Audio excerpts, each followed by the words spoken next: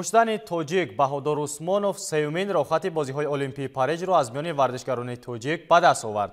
Баҳодур дар мусобиқаи интихобии олимпӣ тавонист рохати даври нимниҳоиро соҳиб шуда ба ин васила ҳуқуқи ширкат дар олимпиадаро ба даст орад. муҷзани соҳибноми тоҷик Баҳодур Усмонов дар рақобатҳои вазни 63 килограмм рохати бозиҳои олимпии Париж 2024-ро ба даст овард. бояд бигӯем ки дар кишвари Италия якумин мусобиқаи интихобии бозиҳои олимпӣ идома дорад ки муҷзани кишвари мо Баҳодур Усмонов дар даври чорякниҳоӣ якумин мусобиқаи интихобии он ширкат варзида муқобили муҷзани ҷопонӣ Нишияма Шион мубориза бурд. Баҳодур аз ибтидо барои ба даст овардани ин рохат талош мекард ва дар рақобатҳои қаблӣ низ ҳунарнамоӣ хуб карда буд.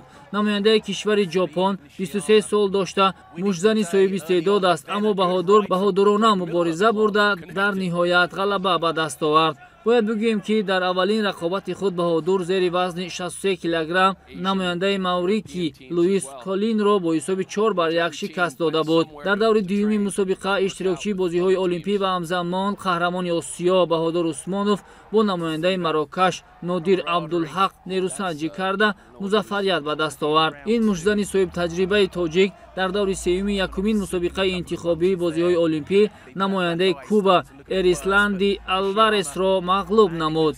пас аз се ғалаба ки барояш осон набуд, муҷзани тоҷикро мебоист ки бар муқобили рақиби навбатии худ аз кишвари ҷопон хубу натиҷабахш ҳунарнамоӣ бикунад.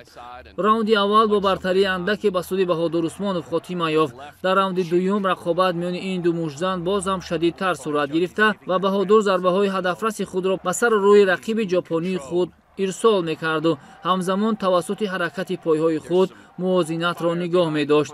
ҳамин гуна пас аз анҷоми се раунди мубориза ин тактикаи интихоб намуда ба муҷзани кишвари мо музаффарияти навбатӣ оварду ӯ бо ҳисоби 3-2 ғалаба намуда ба даври нимниҳоии ин мусобиқа роҳ ёфт ва ҳамзамон соҳиби гузарномаи олимпӣ шуд. бояд бигӯем ки пас аз Миҷгона Самадова ва Давлат Болтаев Баҳодур сеюмин нафар аз ҷумла муҷзане шуд ки рохати бозиҳои олимпии Парижро ба даст овард.